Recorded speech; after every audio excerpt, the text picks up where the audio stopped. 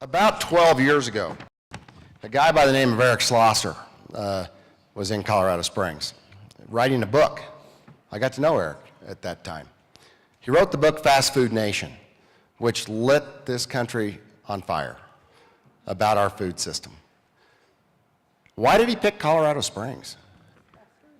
Well, when he was a kid, he went to the Sanborn Ranch camp up on the mountain, and wow, this is a beautiful place. And so as a child, he found out that Colorado Springs was a beautiful place, and particularly the camp up on the mountain. And so he kept coming back to Colorado Springs, and he saw Colorado Springs evolve as a city. And so when he was doing the book Fast Food Nation, this is what he saw. He said, in the fast food restaurants of Colorado Springs, behind the counters, amid the plastic seats, in the changing landscape outside the window, you can see all the virtues and destructiveness of our fast food nation. I chose Colorado Springs as a focal point for this book because the changes that have recently swept through the city are emblematic of those that fast food and the fast food mentality have encouraged throughout the United States. Countless other suburban communities in every part of the country could have been used to illustrate the same points. The extraordinary growth of Colorado Springs neatly parallels that of the fast food industry. During the last few decades, the city's population has more than doubled. Subdivisions, shopping malls, chain restaurants are appearing in the foothills of Cheyenne Mountain and the plains rolling to the east. The Rocky Mountain region as a whole has the fastest growing economy in the United States, mixing high-tech service industries in a way that may define America's workforce for years to come. And new restaurants are opening there at a faster pace than anywhere else in the nation. Fast food is now so commonplace that it has acquired an air of inevitability, as though it were somehow unavoidable, a fact of modern life. And yet the dominance of the fast food giants was no more preordained than the march of colonial split levels and golf courses, man-made lakes across the deserts of the American West, the political philosophy that now prevails in so much of the West, with its demand for lower taxes, smaller government, and unbridled free market, stands in total contradiction to the region's true economic underpinnings. In the potato fields and processing plants of Idaho, in the ranch lands east of Colorado Springs, and the feedlots and slaughterhouses of the High Plains, you can see the effects of fast food on the nation's rural life, its environment, its workers, and its health. The fast food chains now stand atop a huge food industrial complex that has gained control of American agriculture. During the 1980s, large multinationals such as Cargill, ConAgra, and IBP were allowed to dominate one commodity market after another. Farmers and cattle ranchers are losing their independence, essentially becoming hired hands for the agribusiness giants or being forced off the land. Wow. Since Eric said these words, we have lost 98% of our pig producers, over 50% of our ranchers, 35,000 cattle feeding operations have gone out of business. 86% of our dairy farmers are now gone and out of business. And we have transitioned into an industrial agriculture. Wenonah Hauter comes to us from Food and Water Watch in Washington, D.C., where she is the executive director. I've known Wenonah about 15 years. We started out together raising heck with meat packers. And we've been at it, and we've never given up. And I'll tell you, Wenonah has really been a spark plug. She has been the one with the ideas and the strategy, and her organization has really executed unbelievably. This organization and Wenonah are smart, they're strategic, and they are not afraid of anything or anyone or any corporation. They never back down and they never give up. And this book, Foodopoly, is an awesome follow-up to what Eric Schlosser described as the problem. Wenonah continues to talk about, but even better, she's talking about solutions. How do we fix this mess? Welcome, Wenonah. Thanks. I got mine. Thanks, Mike.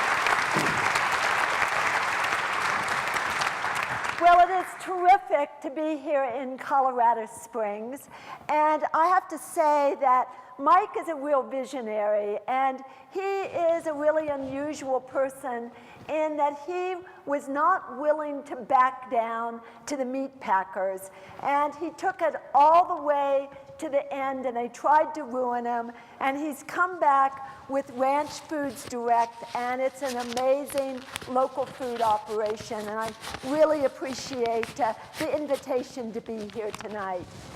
So I got interested in food because I grew up on a farm.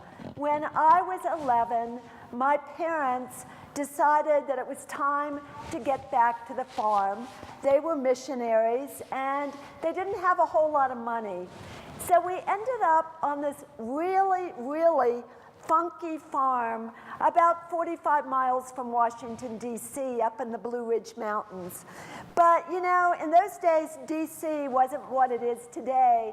In fact, it would take us about an hour and a half, an hour and 45 minutes if you wanted to go into the city because there were all back roads. Of course, today, it takes about that long to get out to my farm because of all of the hideous traffic. And I was really lucky. I ended up inheriting that farm, and my husband runs it as a community-supported agriculture project feeding about 500 families in the D.C. area.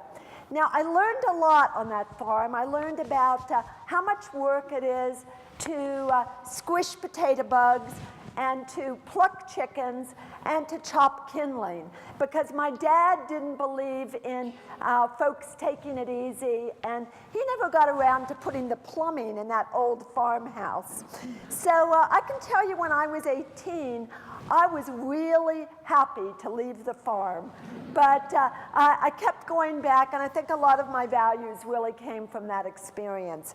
And it's why I am so fighting mad about what's been done to the family farmer. Now, I decided, and the people that I work with at Food and Water Watch, our terrific staff, we decided that it was really time to write a book that tells the history of how we ended up getting this dysfunctional food system, because if we don't know where we've been, we really don't know where we're going. So I'm going to ask you to bear with me as I talk about a little bit of farm history. And I think it's also the history of what's happened to our economy and why so many people are suffering today, both farmers and a lot of urban workers. So you'll remember in the 1920s that the financial services industry had been misbehaving, kind of like they have recently. And our nation was in a horrible depression.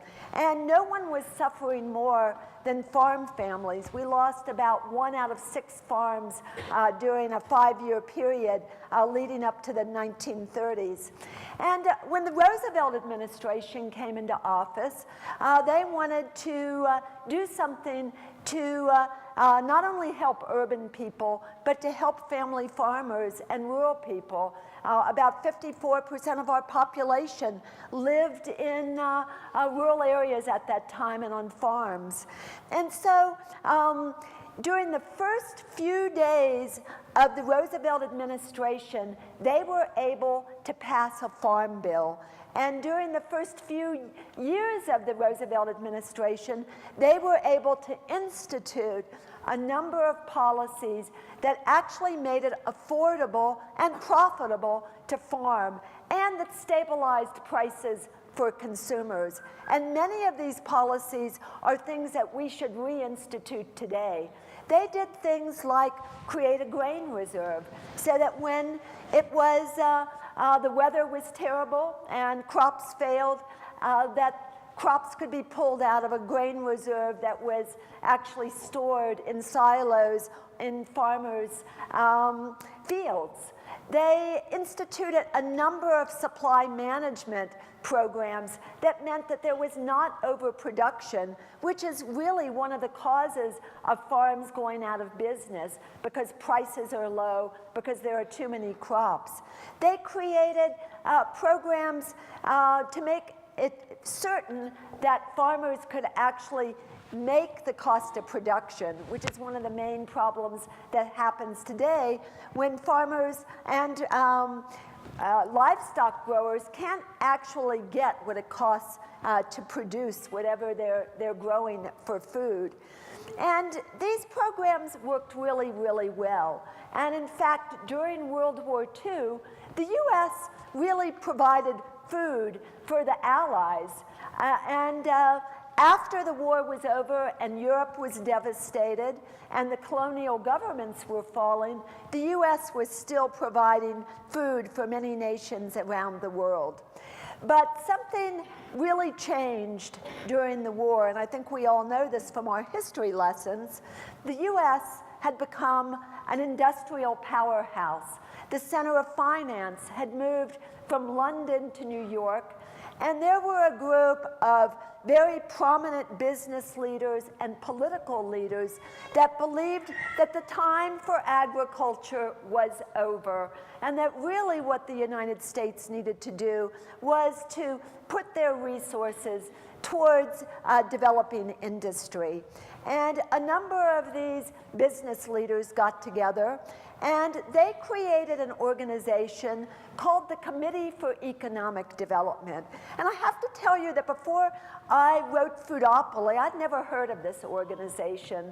But as I read through a lot of the historical documents and reports that they did, and the individuals that were involved in this organization, I began to understand how the lobbying had taken place to really change the way we deal with agriculture in this country. Now, some of the original organizers of the Committee for Economic Development, and originally they saw this as a volunteer organization for a number of gentlemen who met in clubs and knew one another socially. I'm talking about people like Paul Hoffman, who went on to administer the Marshall Plan in Europe under the Truman administration, who was one of the directors of the UN Development Program, and went on to be the president of the Ford Foundation and one of the architects of the Green Revolution. There were a number of business leaders like this. There was a gentleman who was on the cutting edge of research about how you change consumers' minds. And they believed that farm boys, especially farm boys coming back from World War II, should not inherit their families' farms, that really capital should replace labor, that chemicals and technology can replace labor, and that farms should be much, much larger, and that it didn't make sense to have all of these very small, diversified farms, that really more vertical integration and more global trade of food products was the future. And, you know, I'm not suggesting that this is some kind of wild conspiracy. I think this was just a situation where a group of prominent business leaders with a lot of resources and political connections got together and began to develop a strategy that was very effective. Over the first 15 years of the Committee for Economic Development's existence, 38 of its members held public office. 2 of its members were actually presidents of the Federal Reserve Bank. Now, they weren't able to actually begin chipping away at the New Deal farm policies until under the Eisenhower administration. And there was a Secretary of Agriculture during this period named Ezra Benson. And Ezra Benson was an ideologue. He believed that the New Deal farm policies that made diversified family farming possible were actually going to lead towards communism.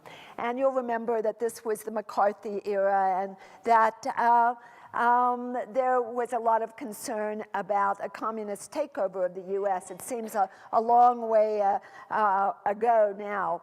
But he was able to begin chipping away at the policies that allowed farmers to make the cost of production. In the 1960s, the Committee for Economic Development had become very prominent. In fact, the 2 co-chairs were also the presidents of the Ford Company and Sears and Roebuck, and they had recruited most of the economic departments of our most prominent universities, many of our most important institutions like publishing houses and other large newspaper concerns, really important institutions in our society. And the Committee for Economic Development worked with a number of the economists that were involved, and they wrote a report called an adaptive plan for agriculture. You can actually still look it up on the internet and see references to it. And this plan basically talked about why it was necessary to get rid of any of those policies that remained from the New Deal, like the grain reserve and the reduced ability of farmers to make the cost of production. And they believed that it was really necessary to get more labor out of rural areas and, you know, I would say basically a rural depopulation strategy, even though they didn't call it that. And they also talked about the future being in really the global trade of food products, that it didn't make sense in a nation like the US to be producing high volume or products like fruits and vegetables that take a lot of labor, that the US should really be a grain powerhouse, not a country that grew all of its own fruits and vegetables and produced all of its own products. And this adaptive plan for agriculture actually got a lot of press.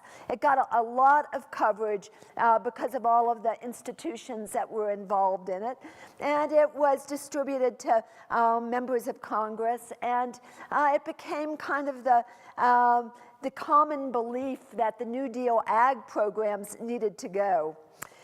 But it took a couple more decades to get rid of the last vestiges. The next really dramatic thing that happened in agriculture happened under the Nixon administration. And it was really a protege of Ezra Benson, who was the Secretary of Agriculture during that time. And I think some of you might be old enough to remember Earl Butz. Anybody remember Earl Butz? Earl Butz was quite a character for those of you who are young, but you hear people kind of snickering. In fact, he eventually got fired by the Ford administration for making racial slurs and for having represented the U.S.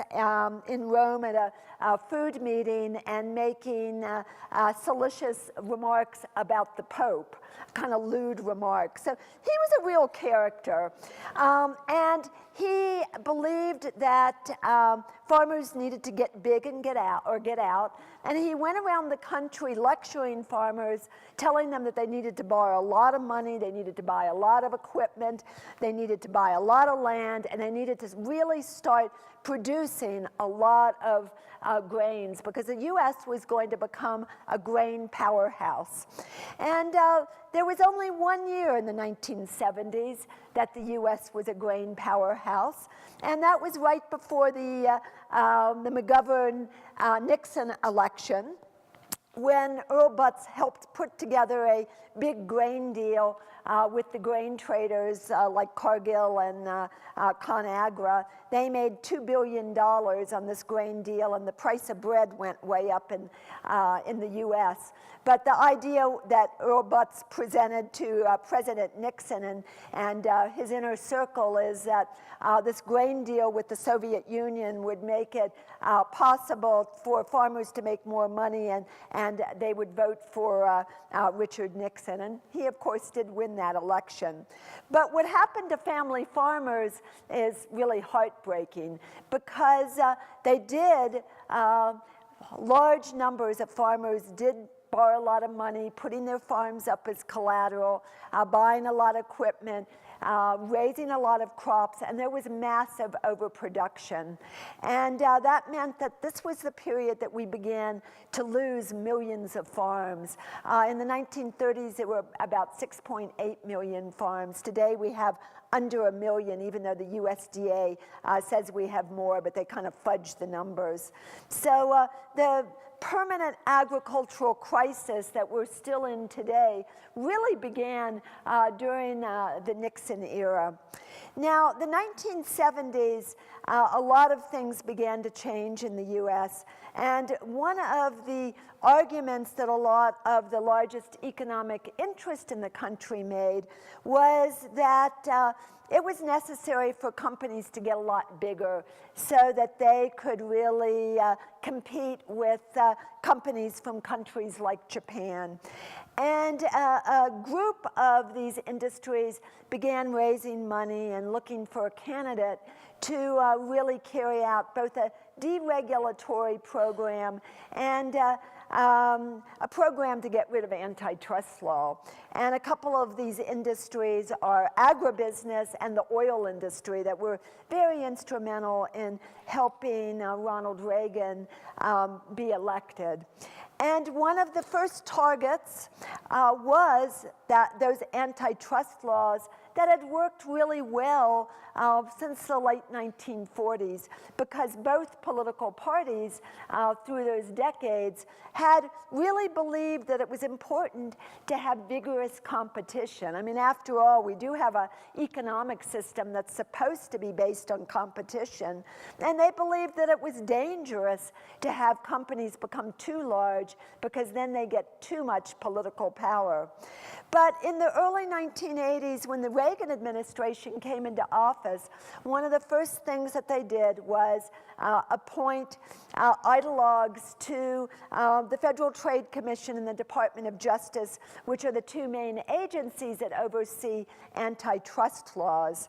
Those are the laws, of course, that prevent monopolization and ensure that we have vigorous competition amongst our different industry competitors. And they did exactly what you would expect. Came into office, cut the budgets, got rid of whole departments, stopped a lot of the investigations that were going on. And I think probably most importantly for the long term, dramatically narrowed the definition of what an antitrust violation is. And we've really been living with this situation ever since then, because our antitrust laws were really eviscerated at this time, and we have not had strong antitrust enforcement, even of the weak laws that are on the books since that period. Now, what happens when companies get a lot bigger and a lot wealthier? Because when a company gets bigger, it also gets wealthier. It means that they have a lot more resources to spend on influencing public policy. And that's exactly what happened in beginning in the 1980s. We began to see the weakening of our democracy, and that public policy was being determined more and more through a system of legalized bribery, campaign contributions, and lobbying. And the food industry was one of the industries that was most affected. Now, going into the 1990s, one of the things that was being discussed was trade rules, a new set of trade rules that would encourage more global food trade. And what happened is that Cargill, the giant grain trader and big meat processor, really big food company, decided to put together a coalition of about 100 food companies to really have an impact on the way that food policy was written for the WTO, the World Trade Organization, and the North America Free Trade Agreement, or NAFTA. And what they hoped was that this coalition with a lot of different companies that really had different economic interests, that the discussion could happen in this coalition and that they could come to an agreement and really have a unified approach to the policies that they were advocating for these trade agreements. And in the end, they did. And Cargill actually wrote the agreement on agriculture in the World Trade Organization with the idea in mind that food should be produced where it's cheapest to produce food, where labor is cheapest, where environmental laws are the weakest. And this has had a very dramatic effect on our food system. Now, once the U.S. had become a party to the trade agreements, there was a lot of pressure to get our farm policy completely in line with trade policy. And I always say that what Ronald Reagan began, Bill Clinton really finished, as far as really destroying the enforcement of antitrust law. Because not only was the Clinton administration one of the biggest boosters of these trade agreements that really are for the benefit of companies, not people, the Clinton administration really didn't enforce even the weak antitrust laws on the books. And in fact, the flurry of mergers and acquisitions really began under the Clinton administration. And I think one of the most probably detrimental consolidations that we saw was with the media, the mainstream media.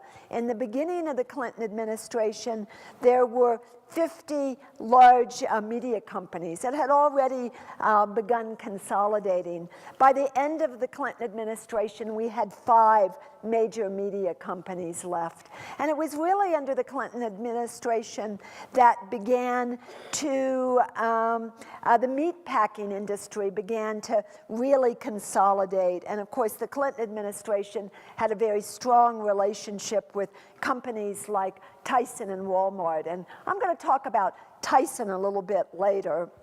So this had a really bad effect on our food system. And the consolidation just began accelerating. And the farm policy in the 1996 Farm Bill really began to destroy what was left of family farms. And what happened is that the 1996 bill was called Freedom to Farm. We all know that any piece of legislation that has freedom attached to it is probably really dangerous. And it deregulated farm policy and eliminated what was left of those New Deal programs, like the grain reserve, that China's had a grain reserve since AD 54.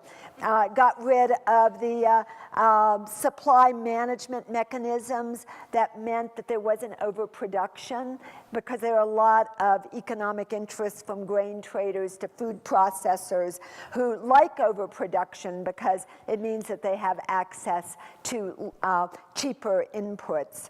So they were able to just completely change farm policy. Now, very quickly, farmers were beginning to call this legislation freedom to fail. In the first couple of years after the bill passed, and it took actually, it was very controversial, it took 2 years to pass the legislation. The first couple of years, the price of corn dropped by 50%, the price of soy dropped by 40%, and farms were going out of business right and left, because when there's overproduction, it costs a lot of money to put in crops. A lot of money is borrowed, and if you can't even make back the cost of production after a year or two, you're really sunk.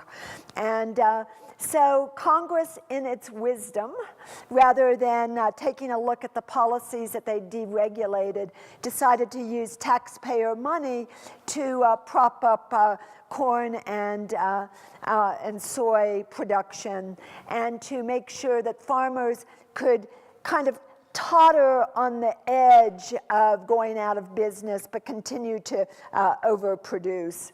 So, you know, we always hear it's the farmer's fault that they grow corn and soy, which really is a lot of nonsense. You know, this is federal farm policy. And so, you know, I've been talking about a lot of kind of heavy and boring farm policy. I want to just talk a little bit about who really benefited from this deregulation and consolidation. And I want to just do a kind of a real quick, well, I'd call it an exercise, but it's, you know, it's more of a little test. So I want to ask you who benefited the most from these cheap commodities. And I'm going to read a list of brands, and then I'm going to ask you to raise your hand if you've ever had one of these brands. And I just want you to know that I would be raising my hand. This is not being the food police here. And then I want to ask if anybody has an idea of why I might have listed this particular list of brands, just to illustrate what consolidation has done. Okay. Pepsi, Mountain Dew, Aquafina, Sierra Mist, Tazo Sobe, Slice Lipton, Propel Gatorade, Tropicana, Naked Juice, Captain Crunch, Aunt Jemima, Near East, Rice-A-Roni, Pasta-Roni, Puffed Wheat, Harvest Crunch, Pasta-Roni, Puffed Wheat, oh, I said that already, Quisp, King Vitamin, Mother's, Lay's, Maui Style, Ruffles, Doritos, Cheetos, Rolled Gold, Sun Chips, Sabritones, Cracker Jacks, Chester's, Grandma's, Munchos, Smart Food, Baconuts, Matador, Hickory Sticks, Hostess, Miss Vicky's, Munchies, True North. Anybody? Nobody has their hand up. So why did I read that particular list of brands? That's right, and PepsiCo is the largest food company in the United States. Do you think that those products are food? Is that being kind of generous, calling those products food? Well, that's just, you know, I'm being kind of silly, but this consolidation has meant that we basically have 20 companies, food processing companies, that control more than 60% of the brands when you go into the grocery store. So it looks like we have this, you know, great diversity and all of this wonderful products and all of the color when you go into the grocery store. But really, we have very little choice. And these food companies have used their political power to dictate most of the rules about how our food is produced, from the pesticides our children are exposed to the fact that we have weak labeling for ingredients like genetically modified ingredients. I mean, every single thing about our food system has really been dictated by this small cabal of companies. The fact that our children see on average just below 5,000 TV ads for junk food every year. You know, we don't hear much about the role of advertising in the obesity epidemic, but they've figured out, these companies, that children at the age of 3 have brand identification, and they want to attract children at a very young age to identify with that brand that they believe, based on research, they will buy throughout their lifetime. And children are very important determinators in what the family eats. So, you know, I think that this is really pretty draconian, and especially when you consider that these companies have worked with food scientists to figure out how to create foods that addict people using a combination of fat, sugar, and salt. and you've probably seen a lot of the recent coverage and books written about this, but they actually figured out that when people eat this combination, that it triggers a hormone in the brain, and they want to go back for more, and more. And so this is really kind of the center of the problem with our food system. But I will say that these food processors are not at the top of the heap. At the real top of the heap are the grocery industry, because we have a few chains that have enormous power over the food processing companies because of their need for volume. We have 4 grocery chains that control, in many markets, rural markets, suburban markets, 70 to 90% of sales. And overall, they control about 50% of sales. And Walmart is at the top of that food chain. 1 out of 3 grocery dollars today is spent at Walmart. And Walmart uses television advertising to hammer home everyday low prices, so that people expect low prices even if it means very poor quality. And the Walmart heirs have as much wealth as the bottom 40% of Americans. And I think that's kind of a metaphor for what's wrong with our food system and what's happened to our economic system as more and more foods are produced in countries like China. About 50% of the value of food products is, in some years now, actually produced overseas. And I want to just devote a little time to picking on Tyson tonight, because, you know, I think it's pretty shocking, and you know, I guess I'm going to bite the hand that feeds us, because I know Bon Appetit is a sponsor tonight, but I think it's pretty shocking that Bon Appetit is using Tyson to supply chicken to the university, because, you know, we've done a lot of research at Food and Water Watch about the poultry industry. And one of the things that I did in writing Foodopoly is I went and visited one of these poultry operations. Very few people in the poultry industry will speak out about the horrible conditions for the birds, but for the workers too. And there are a few people who are getting really fed up, because these contract growers are literally serfs. They actually refer to themselves as serfs. They make an average of about $12,000 to $15,000, because Tyson and the other small group of poultry growers have meat packers have figured out a system where the grower actually has to build the giant warehouse.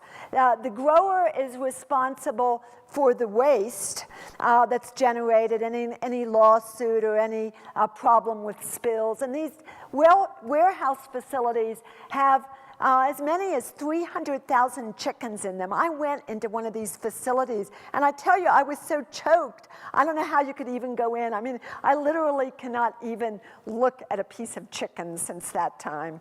But what they've done is they prey on the very poorest people in rural areas who have very few choices and who are often trying to save the family farm. Our USDA will guarantee the loans so that they can get a loan for this big chicken facility, and the grower usually puts up their property for collateral. And then Tyson, or whatever producer that we're talking about, they own the genetics of the birds. They own the chicks. They actually bring the chicks. It takes about 45 days to raise a chick to be a broiler.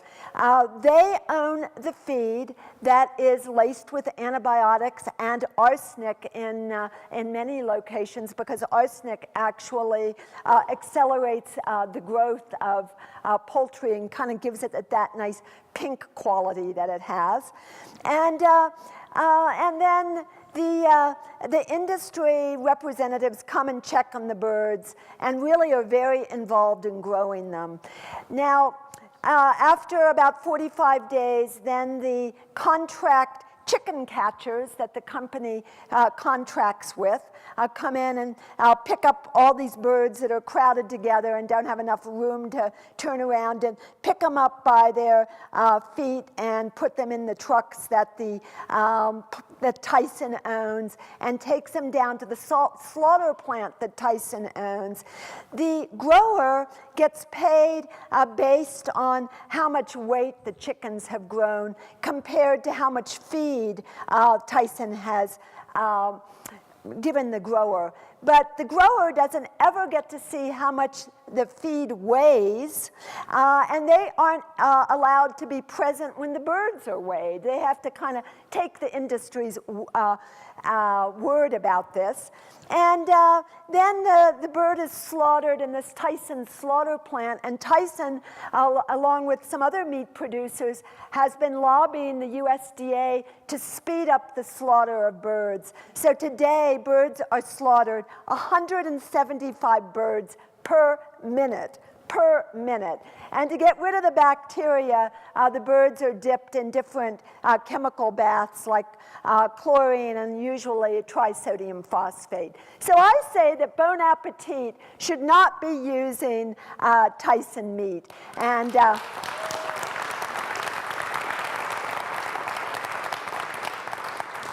so, you know, I really didn't write Foodopoly, though, just to be this bummer who talks about all of the problems and how rotten the food system is and how we really can't eat anything. I really wrote Foodopoly to make the case that, yes, we should vote with our fork. We should go to Ranch Foods Direct and buy good meat. We should go to local producers who are growing fruits and vegetables. But it's not enough to just vote with our fork. We also need to vote with our vote, and we need to begin to hold these people we elect accountable. And I think it begins at the local level. And I think it begins with a lot of the issues that are exciting people. We've seen massive campaigns now around labeling genetically engineered food. I think the industry overreached when they spent $60 million to defeat Proposition 37 in California. And this year, we've seen 35 states have some kind of campaigns to label genetically engineered food. We've had legislation pass in a state like Connecticut. It's going to pass in Vermont. We know the feds, the FDA, is now talking about some kind of labeling. And I think more of this legislation or initiatives will pass, like the initiative in Washington state.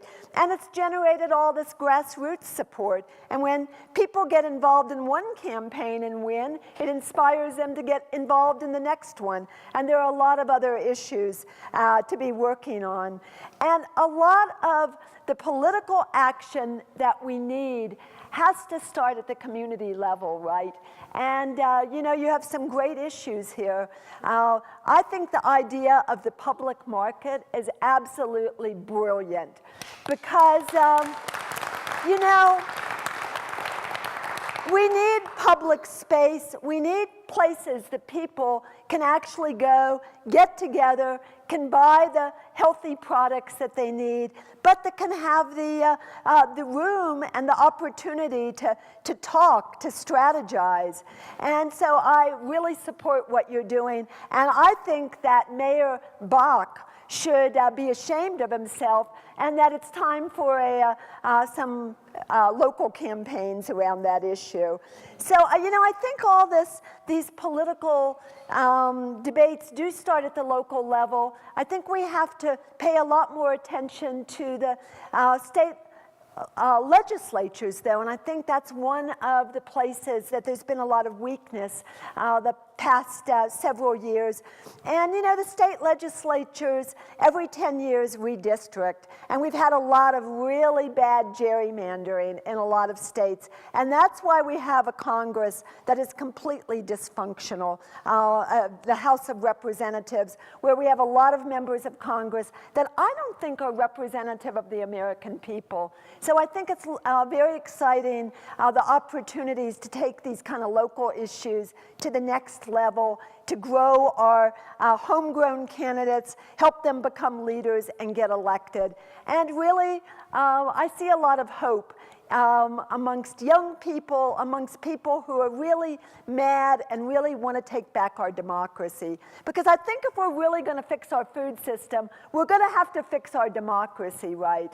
And there are a lot of campaigns beginning to have a constitutional amendment to undo Citizens United, and I think that that's pretty exciting, and that people working on a lot of these different issues can come together, and that's how we're going to bring the change that's really necessary.